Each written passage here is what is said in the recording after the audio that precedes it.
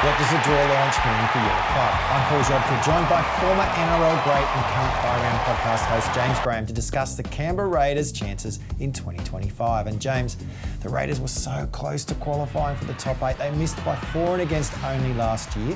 How do they go a step further in 2025? Yeah, well, they brought in a lot of young players, a lot of players with not much NRL experience, and they're in key positions too. So a lot of their hopes of the Raiders are going to rest on the ability of these young players to adapt to NRL almost instantaneously.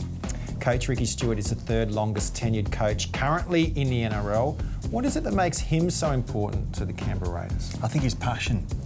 It's infectious. When you look at it, he squeezes so much out of each and every individual. You see how much he cares. He's a coach that makes you want to play for him.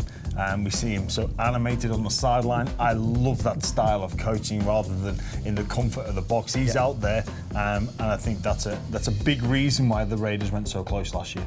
Home games are very important to Canberra's success. 54% last year, down from 60% the year before.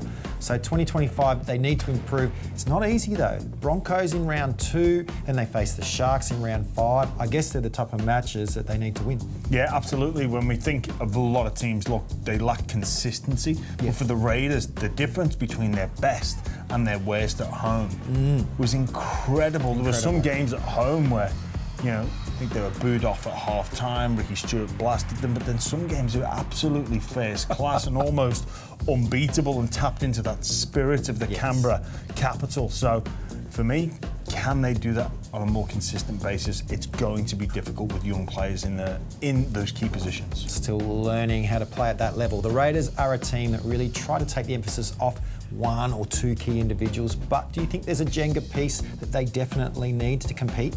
I do. I think when I talk about those young, inexperienced players in those key positions, one of them that brings experience and was so good last year was Fogarty. So for me, he's that Jenga piece. He had a great year. Do they trend up, down, or stay the same next season? Yeah, unfortunately for the Raiders, I think with those younger players, they may find it difficult and just go ever so slightly down.